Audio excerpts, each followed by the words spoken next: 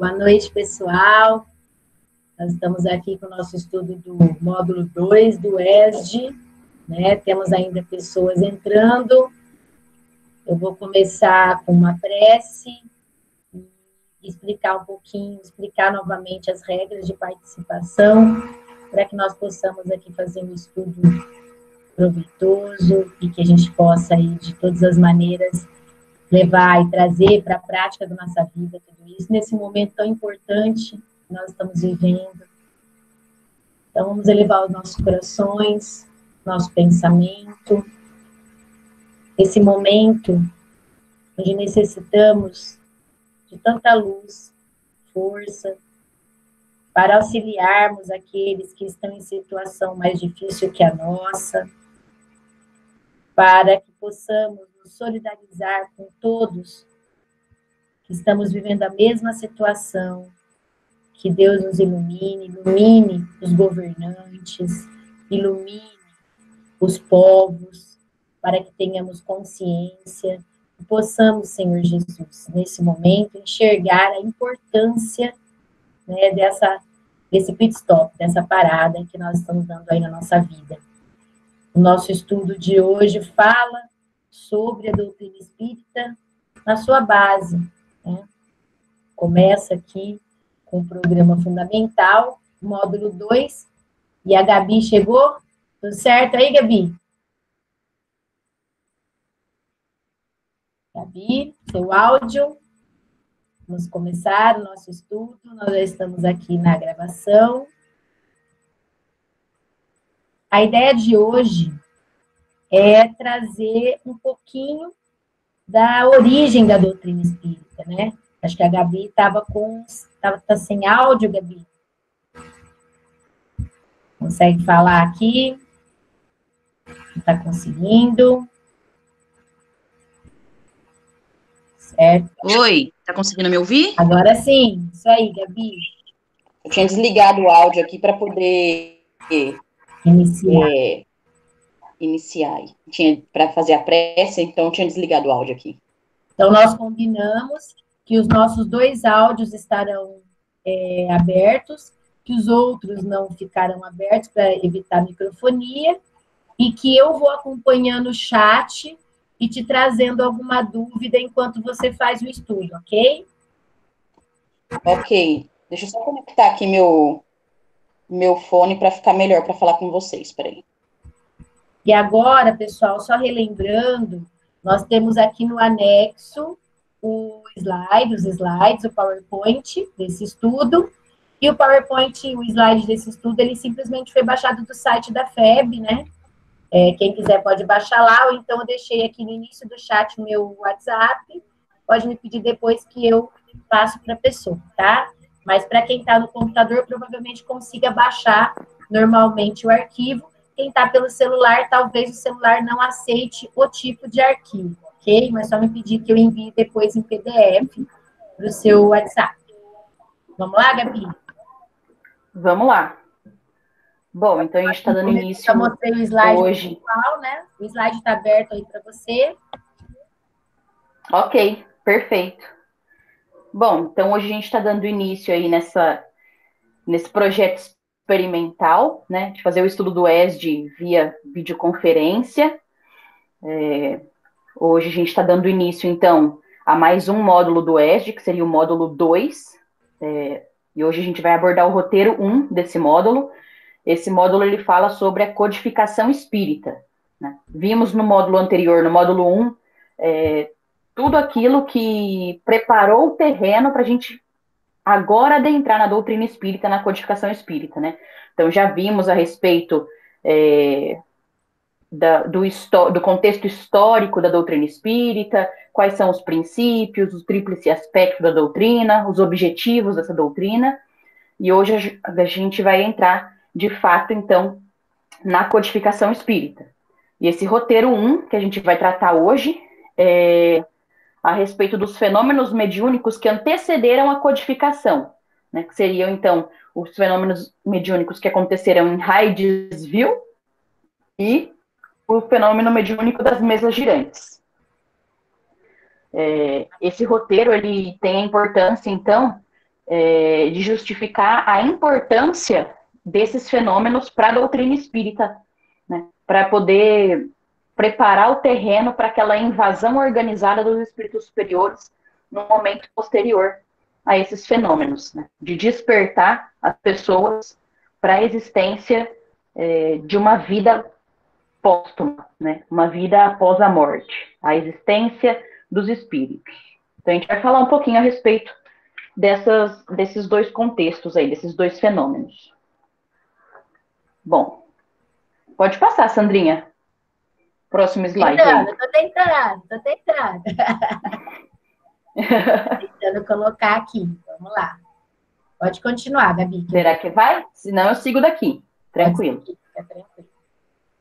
Então vamos lá. Bom, então a gente vai falar primeiro um pouquinho dos fenômenos de Hydesville, né? Eles aconteceram em 1847, tá? Em uma casinha lá em Hydesville, que fica, é um vilarejo, né? Uma pequena cidadezinha do estado de Nova York. Onde aí, tá na tela? Isso, tá aparecendo aqui, tudo ok. Isso aí. Como eu disse, gente, esse slide a gente baixou lá do site da FEB, né? A gente está seguindo o livro, seguindo o material e vamos conversando a respeito. Bom, então, essa casinha era de John Fox e da sua mulher, Margaret. Eles moravam nessa cabaninha em Hydesville e essa família, ela foi perturbada por estranhas manifestações, ruídos inexplicáveis e que se faziam ouvir com uma intensidade que essa família já não conseguia mais dormir. Ela estava sendo apavorada aí por conta desses barulhos, dessas manifestações. E apesar das mais numerosas pesquisas, não se pode encontrar um autor dessas batidas, né? Desses ruídos inexplicáveis. E aí, com o passar do tempo, depois de tentar muitas pesquisas, foi possível notar que essa causa é produtora de um ser inteligente. As filhas do casal Fox, que era a Margaret e a Kate, né? E ainda a mais velha, que era a Lia, que era casada na época já, elas eram médiums, tá?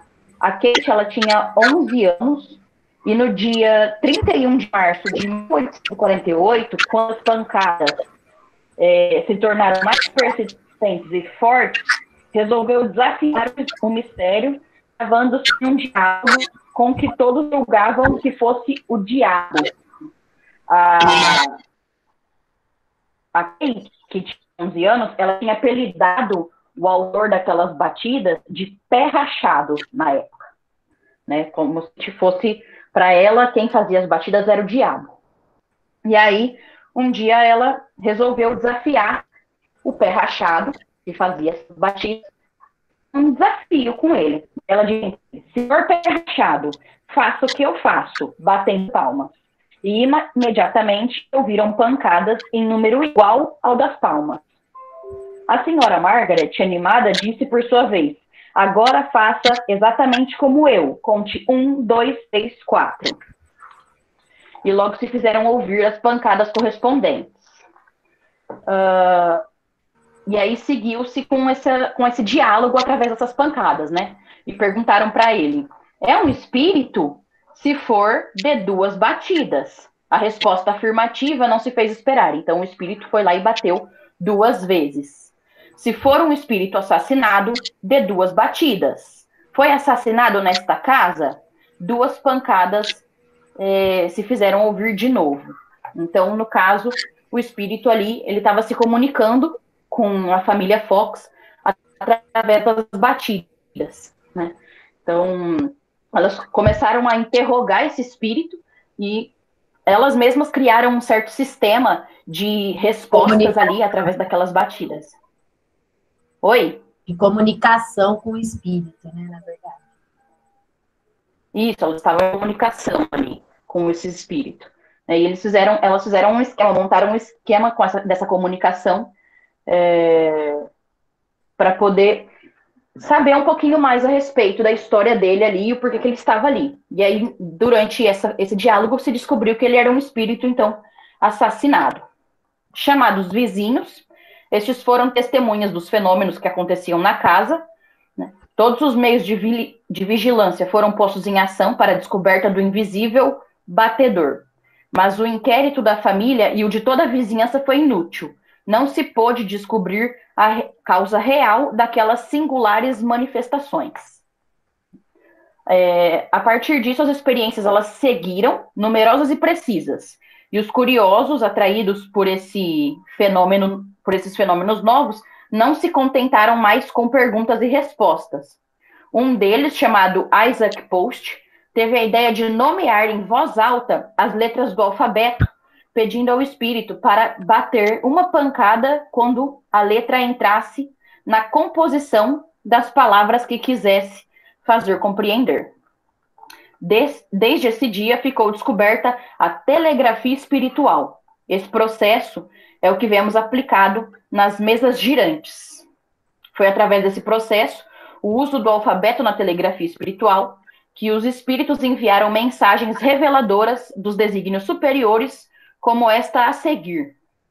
Então, teve uma mensagem aí que os espíritos deixaram por meio dessa telegrafia. Eles colocavam as letras do alfabeto, iriam mencionando a letra do alfabeto, e quando o espírito queria que fosse utilizada uma letra na formação da palavra, ele dava uma batida quando essa letra era mencionada. Era assim que funcionava naquela época. E aí um espírito compôs a seguinte frase: caros amigos, deveis proclamar ao mundo estas verdades. É a aurora de uma nova era, e não deveis tentar ocultá-la por mais tempo. Quando houverdes cumprido o vosso dever, Deus vos protegerá, e os bons espíritos velarão por vós. As irmãs Fox, vítimas da intolerância e do fanatismo dos conservadores da fé, resolveram então oferecer-se para mostrar publicamente os fenômenos à população reunida no Corinthian Hall, o maior salão da cidade de Rochester. Essas apresentações, após passarem pelo exame rigoroso de 3 comissões, foram declaradas verdadeiras. E como era de se esperar, grande foi o tumulto, com quase o linchamento das jovens Fox. Mas a perseguição traz como consequência o aumento do número de adeptos para as ideias que combate. Assim, poucos anos depois, já havia alguns milhares de seguidores do espiritualismo moderno nos Estados Unidos. Inclusive... Gabi, vamos dar uma pausa aqui com o pessoal, que na verdade é assim, gente, só para vocês entenderem, a gente tem aqui pessoas mega iniciantes, né, no espiritismo, e temos pessoas que já têm um pouco mais de experiência, de entendimento e tudo mais. O que é legal quando a gente conta esses detalhes, igual a Gabi está trazendo aqui para nós, né? Primeiro, observarmos a importância dessa materialização que aconteceu ali, né? Foi algo material, a gente teve a questão das médiums específicas, as médiums. Quem gostaria de falar um pouquinho sobre isso? Todos que estão aqui conheciam os fenômenos de Hydesville, sabiam das irmãs Fox? Todos tinham conhecimento disso? Vocês querem colocar aí pelo chat, só para a gente ter ideia se a maioria já conhecia, se já sabia disso, porque, na verdade, acaba, quando a gente faz tudo isso, traz para vocês essas ideias de que foram experimentos, surgiram de maneiras onde as pessoas estavam testando, é o que traz a ideia do espiritismo ser a ciência, né, Gabi? A questão da base que nós falamos lá atrás, a ciência, ela é algo experimental, né? Então, experimental, por quê? O que elas fizeram? Elas foram descobrindo de forma experimental aquilo que estava acontecendo. Tá certo que ele falou lá o nome, né, o espírito se declarou, né?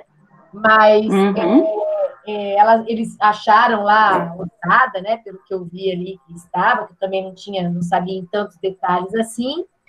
Mas isso tudo aconteceu realmente, por quê? com certeza, uma das médiums ali, né, Gabi, ela tinha, as irmãs Fox, que a gente fala que eram as médiums, né, elas tinham essa mediunidade, essa possibilidade de trazer para as outras pessoas a materialização dessa ligação com o plano espiritual, né? Então, eu vi aqui que alguns colocaram, é isso mesmo, então a Raíssa não sabia, né? A Budi conhecia, que a Budi também, a Budinha está no nível 2 do ED, né? Já está na continuidade. O pessoal do nível 2 hoje está aqui para conhecer um pouco do aplicativo, né? E a questão dos detalhes são legais por isso. Então, é isso aí. Eu achei legal que falou nesse slide aqui, eu quero trazer para vocês, da continuidade, onde termina esse assunto para ir para as mesas girantes, Gabi, para você continuar. Sim. Esse fenômeno startou outros, né? Iniciou outros, e não só porque talvez ele foi o início dessa nova era, como o Espírito falou, né, Gabi, dessa frase, que eu não Sim. conheci essa frase na íntegra aí, que o material traz para gente, mas também Sim. porque ele começa a despertar nas pessoas esse olhar, né, diferenciado para a comunicação, né, a comunicabilidade com o plano espiritual, né? Então, sim, com certeza. Agora vamos falar das mesas girantes, né? E aí, sobre as mesas girantes. Então, cada um que quiser falar um pouquinho, né? Como eu disse, esse estudo é para iniciantes, então não fiquem acanhados de perguntar, né? A Gabi, ela é uma das nossas componentes do grupo de estudos. Então, eu e o Alexandre estamos mediando aí, mas também, como todos, estamos aqui para aprender. Só que ele é um grupo de iniciantes, então não se sintam, fiquem à vontade de fazer as perguntas aqui pelo chat, que eu vou mediando e trazendo, né? Isso aí, Budi, a gente gosta muito do EG mesmo, e é um material que compila as obras básicas e, ao mesmo tempo, traz essas informações para a gente. Reforçando que esse slide que está aqui, ele não é o slide que a gente fez, a gente simplesmente baixou no site da FEB, porque são outras pessoas que fazem em outros lugares onde aplicam o EG e disponibilizam os slides para as outras pessoas, para outros que fazem estudo utilizar. Vamos continuar então, Gabi. Então, o episódio de Hydesville trouxe todo esse olhar aí, né, da questão tanto na América quanto na Europa, e o fenômeno começa a acontecer. E aí eu vou trazer aqui um slide para você começar, que é das mesas girantes. Vamos lá. O que você estudou, Gabi? O que você entendeu aí do nosso material?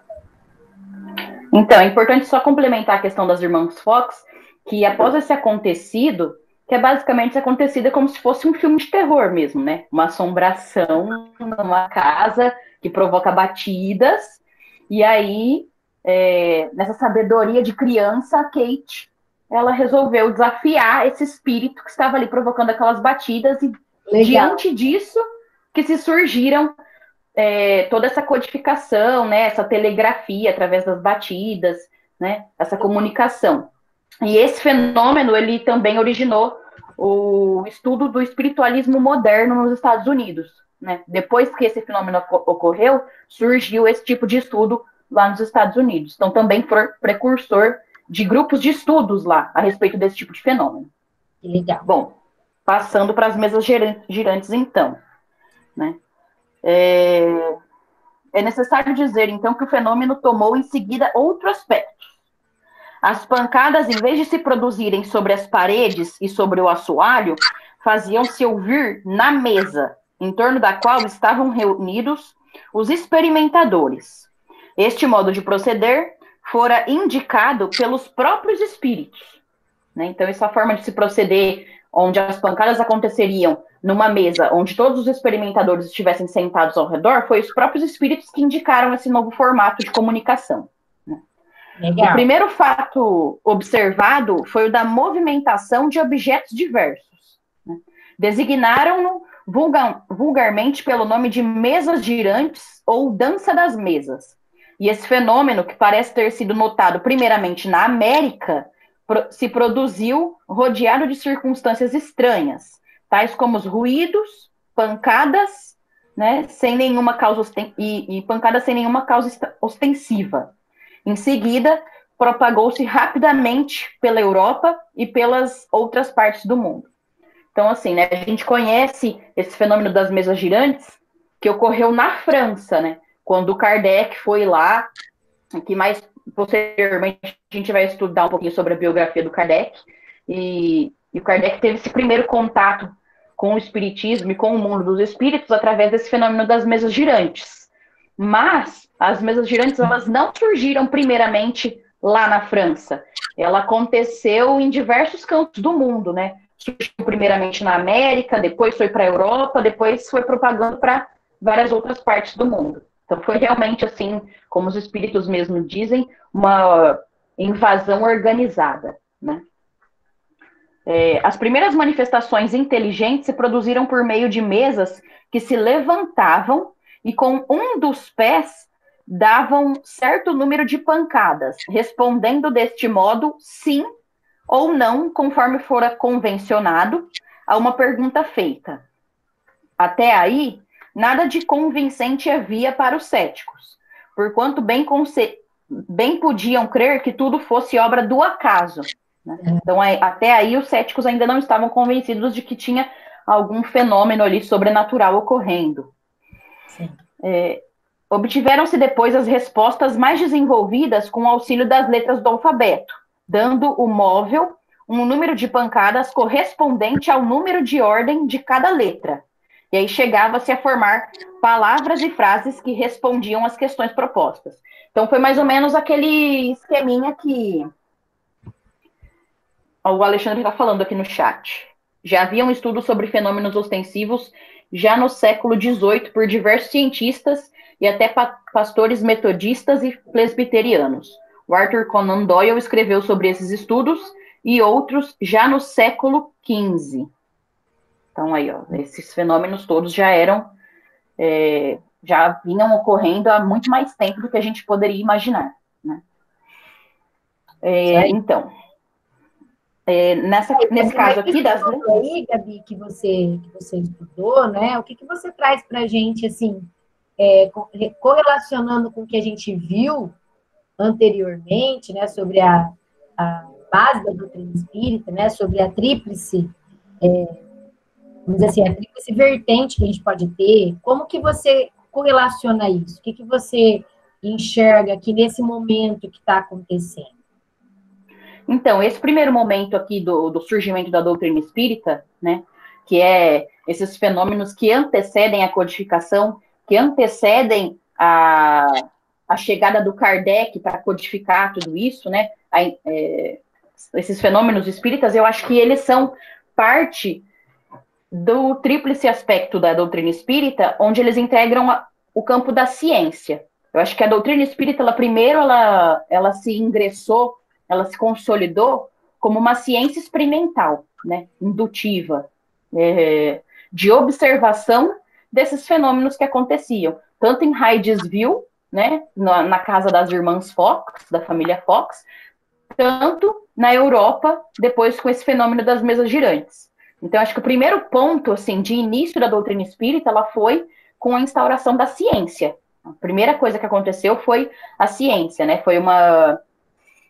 foi um fenômeno ali experimental, né? Um estudo experimental a respeito daquela comunicação dos espíritos, da existência dos espíritos. Na verdade, quando as mesas girantes explodiram na Europa, né, eclodiram, elas viraram razão de lazer, inclusive. As pessoas iam para ver o que estava acontecendo, quer dizer, foi um momento de despertar, né? Sim, com certeza. Como as pessoas eram e somos ainda muito materialistas, precisava de algo concreto, meio preciso ver para crer, né? E aí surgiu toda essa questão das mesas, né? Delas terem esse movimento que atingia as pessoas, mesmo os leigos, né? E aí todo mundo queria saber o que estava acontecendo, e aí chamou atenção. Então, num primeiro momento, trouxe para a gente essa ideia ser legal, de ser interessante, trouxe a ideia de que as pessoas estavam sendo atraídas, né? E aí chega um cientista, que é o Kardec, né? E fala, peraí, isso daí não é só distração, né? Vamos ver o que está acontecendo aí. Só que o mais interessante também é que vários cientistas, estudiosos na época, participavam desse movimento. Não eram só leigos, né? Mas era aberto aos leigos também. É isso mesmo, né, Alexandre? Então, era aberto também aos leigos, mas tinha muito cientista, muita gente ali participando. O Mário também pode ajudar a gente aí, que eles estão já no outro ESD. O que eu penso também, uma coisa legal para a gente mencionar aqui, a partir desse movimento que chamou a atenção das pessoas, a gente pode fazer uma analogia com o nosso momento atual, que eu vejo, assim, o espiritismo, né?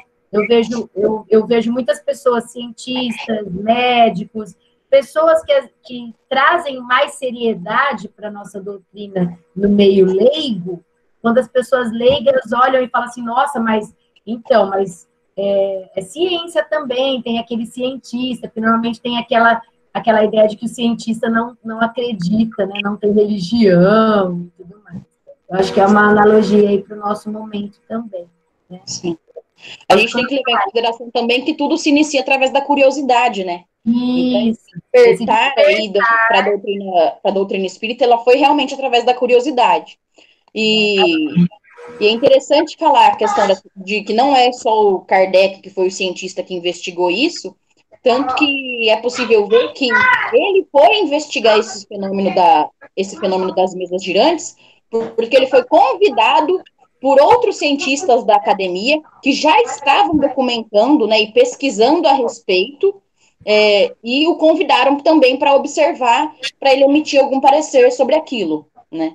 Então, realmente esse despertar primeiro, num primeiro momento foi esse aguçar da curiosidade de toda a humanidade, não só da academia, não só dos cientistas, mas de todo mundo para a existência da alma, né, a existência de uma vida após a morte, e que esses espíritos que estão mortos, eles podem se comunicar com a gente, para depois que essa curiosidade fosse sanada, que os cientistas pudessem observar e experimentar para poder entender como é que tudo funcionava, né?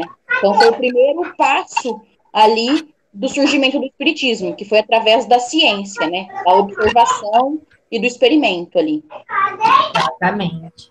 Sandrinha e Gabi, eu gostaria de falar uma coisa para vocês, até da primeira parte, que eu acho bastante interessante nesse estudo, em especial nesse momento em que a gente vê a juventude um pouco desinteressada, né, de participação aí das reuniões, é que as irmãs Fox, né, acho, salvo engano, uma 13 e outra 11 anos, eram muito jovens e médiums, né, começando esse movimento lá em Hydesville, e obviamente nos chama bastante atenção isso daí, né, porque muitas vezes eu acabo percebendo que o assunto mediunidade, ele acaba deixando assim de ser tratado com os mais jovens também, né? Eu sei que tem uma dificuldade toda. Né? Nossa, não pode ter uma jovem numa sala mediúnica, não pode ter uma jovem. E vendo isso daí, eu fico realmente pensando, né, que o movimento de inclusão, porque eu sei que a mediunidade, em especial, temos aqui pessoas que já estudam há bastante tempo, que participam de salas mediúnicas, eu entendo que é de muita responsabilidade, sim. Só que muitas vezes nós acabamos esquecendo que somos todos espíritos imortais de muitas e muitas existências, e que se estamos aqui, estamos preparados, né, para receber esse conhecimento e também para participar, para conhecer um pouco desse movimento mediúnico, para que ele não ficasse tão distante, né, dessa juventude, porque quando aquilo que a gente não conhece e não gera interesse, não gera nada, eu pego e vou embora. Então, eu só queria falar isso aqui, porque eu acho interessante a gente se posicionar, lembrando que essas jovens aí de Hydesville que praticamente iniciaram a movimentação mediúnica para a gente. Isso mesmo. Muito bem colocado, Robson. Inclusive, eu vejo que você faz muito isso na sua casa, e parabéns por essa abertura, por esse olhar, que realmente hoje os jovens precisam ser vistos de igual para igual nesse processo, né? Porque parece que não acreditamos que eles vão levar a sério, né? Então, isso que você falou mesmo, eles viveram outras coisas, eles não têm só aquela idade cronológica que estamos vendo, e é isso aí. E a gente viu aqui que a continuidade também com as mesas, elas tomaram um outro formato, vieram para os cientistas e tudo mais, mas se não tivesse partido daquelas meninas que, inclusive, até montaram uma maneira de se comunicar, né? Então, foi muito interessante, isso mesmo, a sua colocação. Gabi. Bom, então vamos lá, voltando. Mas eu acho muito importante mesmo essa colocação a respeito da inserção da juventude no movimento espírita, tanto na questão do trabalho da mediunidade, mas na questão do conhecimento, né? De aquisição de conhecimento, de propagação desse conhecimento. Né? É preciso dar voz mesmo, sempre lembrar que um dos fenômenos espíritas aí que aconteceram foram protagonizados por duas jovens, né? É muito bacana ter esse olhar aí, mais sensível a respeito da juventude e a sua participação aí no início da doutrina. Mas então vamos seguir aqui das estudantes, então. Até continuando o que você falou, Gabi, só mais um minuto, o Mário colocou aqui no nosso chat exatamente isso, que a evolução natural das mesas, né, e das pancadas, foi o que gerou as salas mediúnicas, né? Era a forma de se comunicar, sim, da gente se comunicar, a comunicabilidade, ela foi evoluindo, né? Ela foi saindo do meio material, da necessidade de um meio material entre o ser encarnado, né, e o espírito, e começou a acontecer de uma forma mais direta, né? Sim. A questão da mediunidade também, ela foi se modificando. Nessa época dessa mediunidade da época das mesas antes, o tipo de mediunidade que era necessária eram os tiptólogos, né? Os tiptólogos eram os médiums que possibilitavam a materialização dessas pancadas, né? Do nada, assim, né? Então, seriam esses médiums, os médiums que poderiam doar o seu fluido ali para que aquele espírito pudesse reproduzir as pancadas. E essa mediunidade, a mediunidade, ela foi se modificando e ela existe das mais diversas formas, né? Tem os mais diversos matizes de mediunidade no mundo. Cada um exerce a sua mediunidade, essa faculdade de uma forma. E essa mediunidade, ela mudou. Tanto que hoje em dia, nas mesas mediúnicas que vemos de hoje em dia, a gente tem os médiums audientes, os médiums falantes, né? Do fenômeno da psicofonia, temos os médiums psicográficos. Então, assim como os fenômenos mediúnicos eles foram mudando e evoluindo, as mediunidades também daqueles encarnados também foram se modificando e para atender às nossas necessidades, né? Exatamente. É isso mesmo. Então, as mesas girantes aqui trouxeram muitas... Vou passando aqui o nosso slide aqui para a gente continuar, né? A gente falou aí das mesas, sim, e as atividades, e aí falamos dos fenômenos, vamos retomar aqui. Você quer falar mais alguma coisa sobre as mesas, Gabi, antes da gente retomar aqui a revisão final aí? Deixa eu verificar aqui, que eu tinha grifado aqui, deixa eu ver aqui.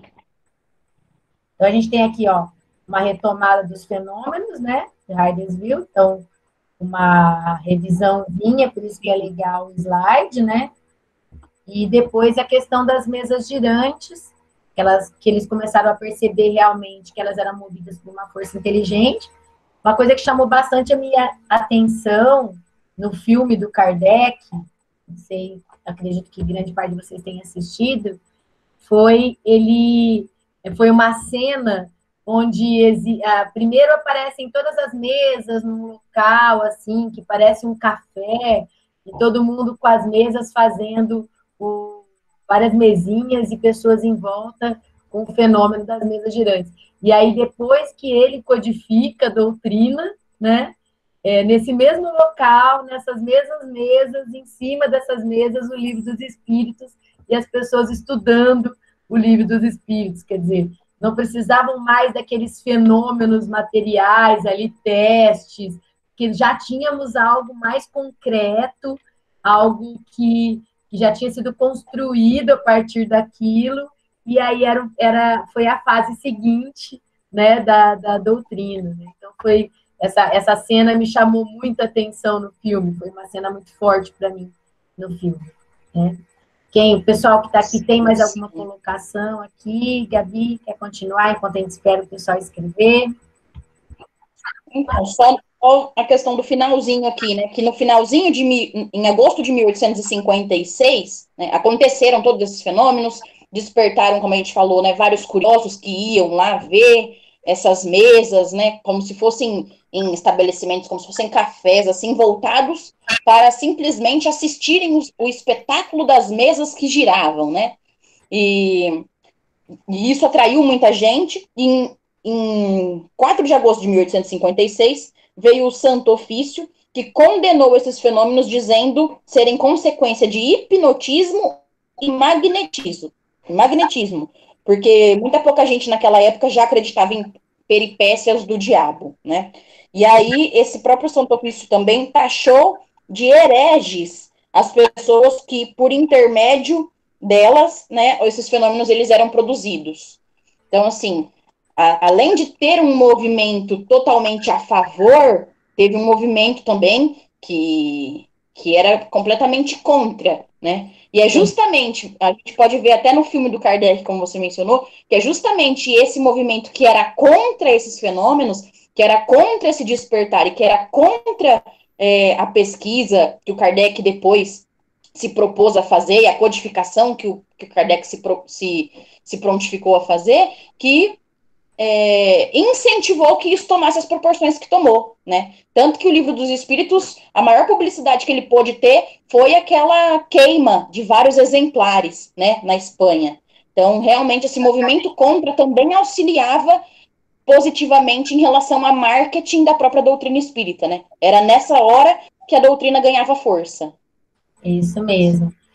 O Mário colocou aqui no nosso chat que, cientificamente, podemos dizer que as frequências emanadas pelos nossos espíritos, ainda imperfeitos, não são capazes de perceber as frequências mais sutis que permitiriam comunicações mais apuradas, né, que ocorrem, por exemplo, nos mundos mais adiantados. Então, o que eu entendo aqui com o que você disse também, Mário, foi que a gente não tem, naquele momento, o que a gente conseguia eram as mesas girantes, né? Até surgir alguém, né, Gabi, no caso, Kardec, que olhasse para aquilo de uma forma mais científica e começasse a pensar, peraí, que além de cientista, ele era pedagogo, né, que nós vamos ver um pouquinho mais sobre ele. Então, ele olhou e falou, peraí, deixa eu testar. Testou. Ah, não, peraí, isso daqui não está acontecendo do nada, não é um fenômeno aleatório. E aí... E assim, pensando também nesse sentido, não só do surgimento de Kardec, né? O surgimento de muitos outros médiums que manifestavam a sua mediunidade de outras formas que não dessa forma da tipologia aí, né? Que era através das pancadas. Porque as informações coletadas pelo Kardec na codificação, aquelas respostas, elas não eram exclusivamente através das mesas, né? Essas mensagens, elas chegavam através de psicografia, através de psicofonia, né? Então, nessa época, houve um despertar. Né? Isso, esses fenômenos materiais vieram para simplesmente abrir, né? Despertar a consciência das pessoas do lado dos fenômenos, né? Como muitas pessoas. Eu, por exemplo, que fui durante 30 anos da minha vida católica, eu me despertei pelos fenômenos. Por quê? Porque eu ouvia batidas, porque eu via sombras, porque eu via algumas coisas que eram físicas, né? Isso me despertaram, né? Então, isso que o Mário acabou de falar, até hoje me pergunta, então tá, se esse espírito existe, e aí, por que ele não mostra, não se mostra diretamente, né? Então, a questão será que nós estamos prontos, né? E outra coisa também, será que eles não se mostram? Claro que se mostram, né? Eu, por exemplo, com a minha mediunidade, conseguia perceber que alguma coisa estava errada, que eu precisava ir atrás de alguma coisa, né? Então, isso que me despertou. Mas é lógico, eu não fui atrás, isso me despertava, só que no momento da dor que eu acabei procurando. Então, todos nós temos um pouco disso, né? Um pouco de São Tomé, né? Eu quero ver para crer. Eu acredito que alguém mais quer colocar alguma coisa aqui. Gabi, continua aí. Bom, eu acho que ficou bem claro, assim, em relação a esse breve resumo que era, né? Que esse roteiro, ele tinha mais a intenção de nos preparar para o que a gente vai ver a seguir, né? Então, como esse módulo todo é a respeito da codificação espírita, então a gente deveria falar, então, primeiro, daquilo que antecedeu a essa codificação, que foi realmente, né, o fenômeno de Hydesville e o fenômeno das mesas girantes. E o objetivo seria realmente entender a importância desses fenômenos aí para a gente hoje, né, do porquê que é tão importante a gente ter um pouquinho de conhecimento desses fenômenos aí, que foram esse despertar, como você mesmo falou, para a existência do mundo espiritual, né, para a existência dos espíritos, e que a vida realmente ela continua após a morte, né, e que eles podem sim se comunicar com a gente, não da forma palpável, né, que a gente espera, não da forma materializada que a gente espera, na nossa ignorância, né, de imaginar que os espíritos, se eles existem, então eles deveriam aparecer e se comunicar, assim como encarnados se comunicam, né, mas veio mostrar que por mais que não seja dessa forma que a gente imaginava que fosse, ou que deveria ser, existe e é de uma forma diferente, né, através de fenômenos mediúnicos. E aí veio trazer esse despertar aí para a humanidade, que existem formas, sim, de se comunicar com os espíritos, né? Respeitando. Na verdade, isso a gente sabe que não é só dessa época de Kardec, né? Eu não sou muito de guardar momentos, nem trechos da Bíblia, mas a gente sabe que lá atrás precisou se proibir essa comunicação, que ela estava acontecendo de forma frívola, né? Estava acontecendo para interesses pessoais. Então, isso ali antes de Jesus, não sei exatamente o período, se alguém souber aí nos coloque, por favor. Se eu não me engano, foi na época de Moisés que proibiu. Isso, então quer dizer, a coisa estava acontecendo de uma forma tão intensa, quer dizer, já existia, todo mundo sabia que essa comunicação existia, né? Essa é a questão. E de repente, por várias questões, que a gente sabe que depois a Igreja Católica acabou entrando num movimento ali na Idade Média, todo de fechamento até da mente das pessoas, né, de deixar todo mundo ali bitolado para aquela situação, e posteriormente várias outras situações que a gente sabe, políticas, sociais, que continuam usando desse artifício para que a verdade não apareça, né?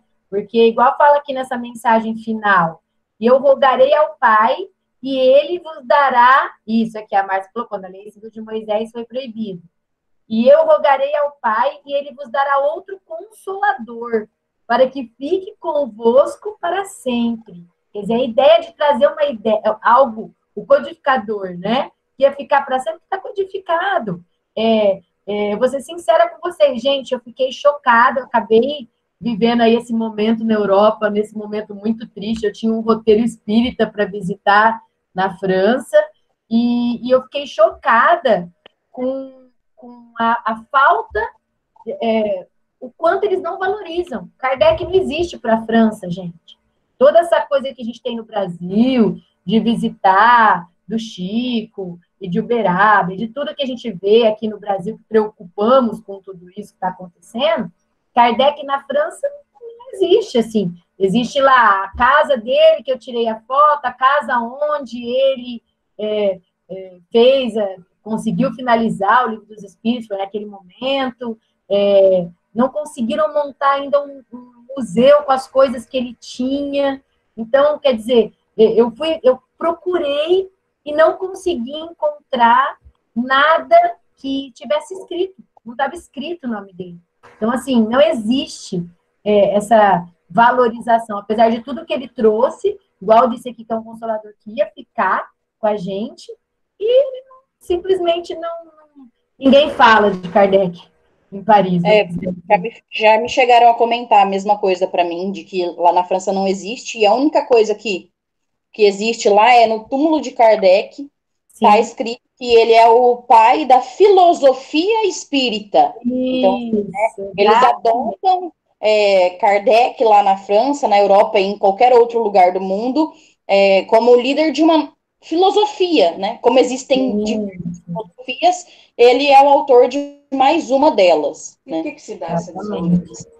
Eu acho que é isso, assim, essa verdade que o Espiritismo nos trouxe, com essas primeiras questões materiais aqui, é muito legal. Quem é iniciante, a gente vê bastante gente iniciante no nosso grupo, tem mensagens aqui. O Alexandre falou do livro do Arthur Conan Doyle, que fala da história do Espiritismo. Várias outras obras que não fossem só do Kardec foram publicadas, né? Então, quando a gente lê Leon Denis, a gente lê de uma forma que não aparece as palavrinhas que a gente vê que o Kardec teve cuidado de colocar, né? Que seriam os neologismos, né? As palavras que são realmente relacionadas à doutrina espírita. Mas quando a gente lê Leon Denis, igual o que ele falou do Arthur Conan Doyle, eles trazem para a gente todo esse olhar de que é importante entender essa comunicação, que é importante que o Espiritismo funcione assim, como a gente falou do tríplice aspecto, como uma ciência, uma filosofia e uma religião, no sentido de nos religar. Eu acho que tudo isso está linkando aí. E essa aula tem em cima disso, né? Falando dos fenômenos físicos que antecederam a codificação, né? Então, a gente tem... Alguém quer comentar alguma coisa, quer perguntar alguma coisa? Nós estamos terminando aí o nosso estudo, mas como a gente já falou em encontros anteriores, é importante a gente se colocar. Vocês podem falar por áudio, podem falar pelo chat. A gente está aqui para poder trocar ideias sobre isso. Né? Tem uma ideia, por que a França, assim, desconhece, assim, o valor do começo, do início do estudo de Kardec? Olha, eu fiquei muito intrigada. Fiquei muito intrigada, e isso realmente mexeu muito comigo lá, primeiro porque eu estava vivendo todo esse momento que a gente está vivendo agora, e eu fiquei muito intrigada dessa falta de carinho até com a doutrina, com tudo com quantidade de seguidores, né? Então, é importante a gente ter em mente que o Espiritismo, ele trouxe para nós essa doutrina de luz, a gente vê tão forte no Brasil, né? A gente vê a importância disso para nós hoje, o quanto ela faz sentido, mas eu realmente fiquei intrigada da falta de... Tá certo que é algo material, é algo físico, a casa, o museu, mas eu sinto que indica um valor, sabe? Então, eu não consegui entender por quê. Já que está falando assim, França e Brasil, existe um país, assim, na Europa, que tem, assim, esse conhecimento espírita que nós temos aqui, porque o espiritismo, sim, ele tem uma raiz, assim, na África, né? Não, na França. Sim, mas o Kardec, né? Uhum. Mas o estudo com relação à vida após a morte, né? Os hindus, né? Acreditam muito nisso. Várias religiões, exatamente, várias religiões trouxeram vários estudos, e a vida após a morte, na verdade, não é algo só do espiritismo, né? Mas sim, o que a gente vê, o que eu enxergo, assim, é que o espiritismo, ele trouxe isso como ciência. Então, isso foi algo muito forte, porque ele, inclusive, tem essa fala muito forte que a gente falou no nosso encontro, nos nossos encontros anteriores, sobre o Kardec ter trazido essa ideia para a gente. Olha, se a ciência avançar e falar que alguma coisa que a gente estudou aqui não é real, sigam a ciência. Então, é uma coisa libertadora, né? O que a gente está vivendo muito hoje também é as pessoas se bitolarem e criarmos o espiritismo como uma nova religião no sentido ritualístico e que nos bitola. Então, a ideia do nosso estudo, a ideia dos estudos, né, a ideia do espiritismo como um todo, é tirar a gente dessa caixinha, né? É que a gente entenda que não nada que nos bitole. Eu gosto de ler várias coisas que não dizem respeito só ao espiritismo, mas o que é mais importante para mim, o que me faz sentido, é que todas elas me levam, me retomam para o espiritismo, me trazem para o que eu acredito, né? Então, isso é muito legal, elas se completam. E o espiritismo está a todo momento na minha vida, em todas as situações. Então, acho que é essa a ideia, né? A gente entender. O Mário falou aqui para a gente lembrar, né, que esse encontro vai acontecer toda terça, tá? É bem legal a gente colocar isso. A gente vai divulgar esse link, já está no e-mail que ele mandou o e-mail. E aí, pessoal? Eu acho que essa questão aí do espiritismo na França, inclusive, né, eu acho que tem a ver com a questão, dessa questão da ciência e da filosofia, né? Acho que essa questão de guardar, de resguardar um museu para alguma coisa, né?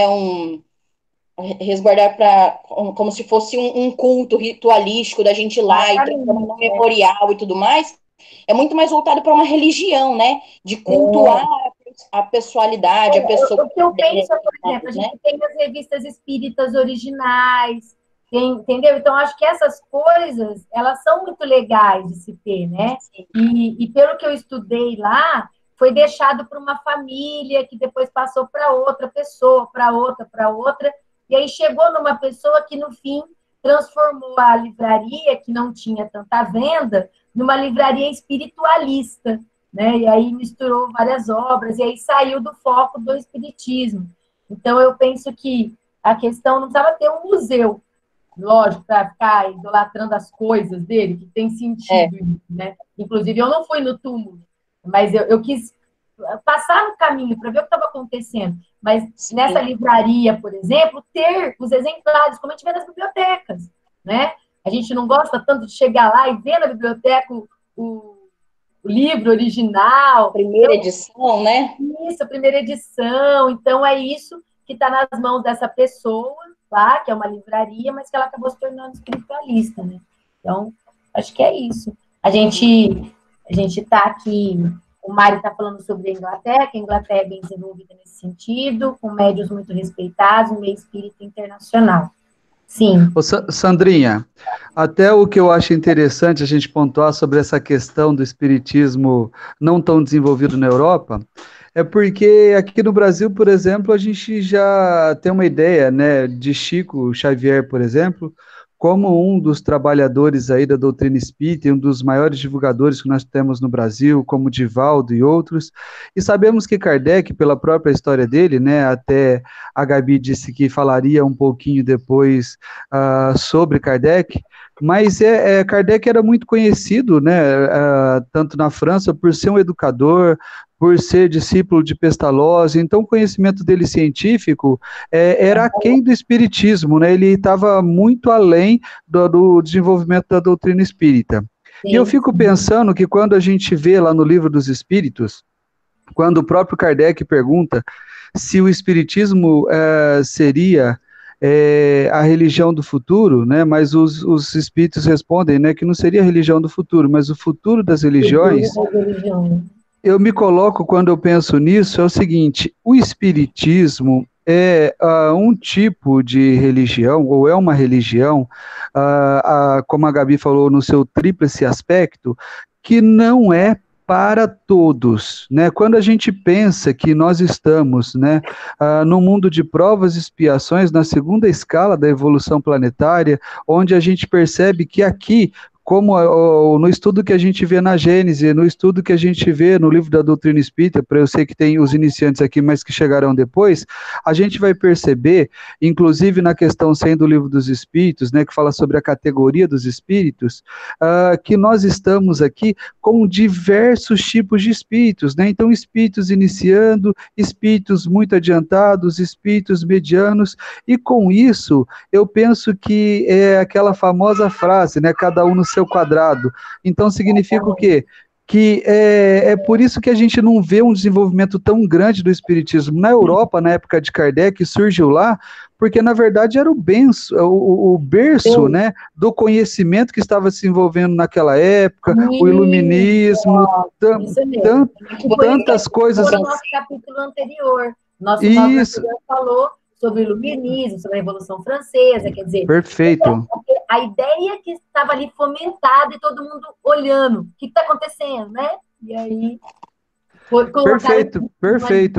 É por isso que, de repente, eu sei que pra gente é duro, né? Porque fala assim, nossa, isso aí mas se você pensar, o próprio Santos Dumont, que veio para cá, que é do Brasil, que desenvolveu tanta coisa lá, com conhecimento, com tecnologia, muitas invenções brasileiras. Hoje você vê que a ciência do Brasil não perde em pouco para a ciência da Europa e outras coisas. Ou seja, nós temos muito desenvolvimento. Exatamente. Tanto que a gente está vendo aí com o próprio Covid, né, com o vírus, quantos avanços o Brasil conseguiu, né, assim, quantos cientistas, quantas pessoas que já estavam ali na decodificação, o laboratório da USP, o quanto ele trouxe de avanço para ajudar as outras nações, inclusive, que está indo para o mundo esse estudo. Quer dizer, gente, nós estamos super preparados, estamos, como você disse, não todos, né? Existem graus e o espiritismo realmente não é para todos. Né? Acho que é bem isso mesmo que você falou. Né? A gente tem que se preocupar com o avanço do que a gente está aqui. Nós estamos aqui juntos conversando. Tem que fazer sentido. Essa é a ideia, né, Robson? Que a gente tem que parar com esse proselitismo de ficar só, deixa eu ir lá fazer palestra, falar um monte de coisa. A gente decora. No capítulo tal, do evangelho tal, não sei o quê. E aí? O que isso está trazendo para a minha vida? O que isso está trazendo significado para mim no meu dia a dia? O que isso está me despertando para a minha realidade como pessoa, como ser humano, para a minha evolução moral, né? Acho que o espiritismo é isso, né? Na verdade, a reforma íntima. Exatamente. Né? É isso aí. E aí, gente, tudo bem? Vamos finalizando aqui. Alexandre perguntou aqui se os novos não participam. Alexandre quer ouvir alguém novo aí. Aí, e quem não tinha contato com essas informações, quem está aí de iniciante, sente que o estudo está fazendo sentido, está tocando de alguma maneira, está trazendo significado para dar continuidade aí, porque, assim, a gente estuda para fazer sentido, né? A gente estuda para as coisas fazerem sentido. Quando faz sentido, isso fortalece a nossa fé, né? Então, nossa fé ela é fortalecida em cima do entendimento que o espiritismo é uma ciência, e como ciência, ela traz uma fé raciocinada, né? Então, acho que querem falar alguma coisa, escrever aí no chat, que se está trazendo sentido, está sendo bom. É isso mesmo, o Alexandre deu uma cutucadinha aqui, ninguém quer falar, tá tudo bem? Bom, gente, nosso horário está acontecendo aqui, eu vou retomar algumas informações, então quem quiser baixar, aqui nos anexos a gente tem, no canto inferior, no caso, para mim, aparece no canto inferior os anexos, aparecem os slides. Quem não conseguir baixar o slide, porque às vezes está pelo celular e não consegue baixar, me chama, que eu mando como PDF depois, tá? E nós vamos finalizar com uma prece. Quem gostaria de fazer a prece final aqui do nosso estudo? Vamos lá. Olha lá, o Mário colocou. Todos no mesmíssimo patamar em busca do mesmo objetivo, apenas optando por caminhos diversos. O espiritismo é tão bom quanto qualquer outra religião, e é assim para todos. Isso mesmo.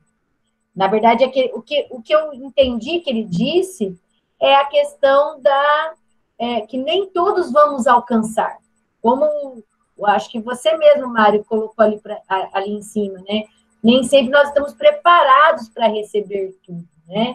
Ele pode ser para todos, ele está aberto a todos, mas nem todos vamos alcançar o que o Espiritismo... Nós temos pessoas que precisam ter uma religião que é proibitiva, que diz, ó, não pode fazer isso, não pode fazer aquilo, porque se ele tiver uma religião que dá o livre-arbítrio de uma forma tão escancarada como o Espiritismo, ele morre de beber, ele morre de tudo, né? Ô Sandrinha, perfeito, é isso mesmo que eu queria falar, ô Mário. Não é para dizer para você que as pessoas que quiserem se tornar espíritas podem ser. O que eu queria dizer é simplesmente muitas vezes com aquela nossa preocupação de sermos 3% da religião aqui no Brasil representa 3 a 5%, na França não aparece tanto, mas era só para dizer assim que algumas pessoas não conseguem compreender o espiritismo e muitas vezes as religiões que elas escolhem são as melhores para ela naquele momento, entendeu? Então, muitas vezes, algo que pode incomodar um pouquinho a gente, ou muitas vezes quando a gente vê uma casa espírita vazia ou com menos membros, isso nos dá um pouco de preocupação. Mas, assim, pela experiência do que eu tenho, hoje eu acabo percebendo que algumas pessoas conseguem o alcance dessa compreensão e dessa vivência do espiritismo, porque o espiritismo ele tem esse diferencial de nos fazer, como disse a Gabi, essa cobrança dessa reforma íntima constante, e muitas vezes não é pela forma que um padre fala, pela forma que um pastor fala, entendeu? Então a gente tem esse diferencial, e é nesse sentido que acabamos aí, entendeu, ficando, né, um pouco menores em relação às outras religiões, mas aí eu lembro, obviamente, de novo, o mestre Kardec que disse, né, e até ele falava que o ideal do espiritismo é que sempre fosse ali, né, trabalhado em pequenos grupos, onde a gente poderia exercitar, intelectualizar e trabalhar essa nossa consciência, obviamente, a prática do espiritismo, né, ali na vida nossa. Para que não fosse simplesmente palestra, né? Porque, assim, a palestra ela é muito importante, claro, né? Mas esse debate, essa conversa, nós estamos com a Márcia aqui, obrigada, Márcia, Márcia Barroso, que traz, eles têm na casa espírita deles um estudo muito profundo, muito mais estudo do que a palestra, no sentido de grupos menores, discutirem, cada um opta por uma forma de atingir, né? Então, a palestra eu achei ela muito importante, mas se ela ficar sendo só mais um processo, né? Ó, toda semana eu assisto a palestra, estou fazendo a minha parte, estou indo na missa na hora, porque disse que no domingo tem que ir, né? Então, eu achei muito interessante. Quando eu cheguei numa igreja no domingo lá em Paris, estava pregado na frente da igreja, visitando as igrejas, né? Então, estava pregado na frente da igreja que o Vaticano liberava as pessoas de participarem naquele domingo e que não seriam pecado, que eles seriam perdoados, né? Então, quer dizer, a gente tem que tomar cuidado para não acontecer exatamente isso, né? Para as pessoas não tomarem a palestra simplesmente como eu recebi, fiz minha parte, né? Então, a gente está sempre em movimento, igual a Gabi falou, dessa transformação aí, e a transformação é através da nossa reforma íntima, né? Isso mesmo. E aí, gente, tudo bem? Podemos finalizar? Quem vai fazer a prece? Vamos lá.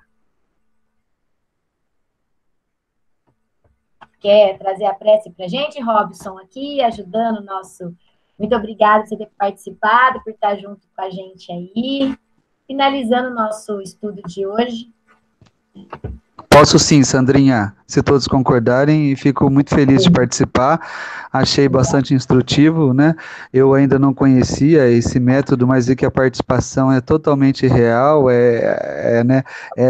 em tempo ali, e acho legal que quem quer participar de modo, né, para falar, ou quem só quer colocar alguma coisa ali, todos conseguem participar e ninguém fica vexado.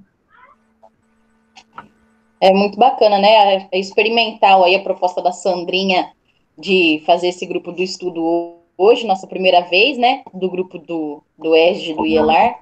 A gente não ficar sem estudo, a gente resolveu fazer hoje assim. E espero que nas próximas terças aí, enquanto estiver tendo essa quarentena aí, a gente possa se encontrar, que Com os trabalhos certeza. não parar, Já né? ficou o nosso horário aí, com certeza. E depois, lembrando que eu vou disponibilizar esse vídeo do nosso estudo no YouTube, no link do YouTube, do IELAR, e aí disponibilizar para quem quiser, quem não pôde participar, porque eu acho que o YouTube é mais acessível, né? Então, quem não pôde participar, pode assistir depois e não perder o estudo. Olha que legal. Então, além de tudo, aquelas pessoas que não conseguiram acessar esse formato de estudo, elas não ficam sem o estudo, né? Não tem só que estudar em casa depois. Perfeito. Posso? Sim, vamos lá. Por favor. Neste momento, então, vamos, né, fechar os nossos olhos, elevar os nossos pensamentos à figura sublime do Mestre Jesus, rogando neste momento a Deus que possa mais uma vez fazer com que todos nós sejamos tocados pelo ensinamento que tivemos, pela oportunidade que temos de adquirir esse conhecimento, de colocar em prática, de estarmos neste momento em nossos lares, com as nossas famílias. Senhor, somos muito gratos. Que Jesus possa sempre estar conosco, confortando os nossos corações, iluminando as nossas almas. Neste momento especial em que nos encontramos em oração, queremos pedir, Senhor, por todos aqueles que se encontram em seus lares, assustados por essa pandemia mundial, que possa abençoá-los, que possa confortá-los, que possa trazer-lhes as paz, para que todos possam ficar em segurança, seguindo aí as ordens das autoridades, de todos os setores da sociedade. Pedimos também, Senhor, por todos os profissionais, tanto da área da saúde, quanto de todas as outras áreas que continuam trabalhando por nós, sacrificando, se esforçando para que todos nós possamos passar por essa crise. Um pedido especial por todos os moradores de rua, por todos aqueles que necessitam de abrigo, de carinho, de esperança, que necessitam do pão.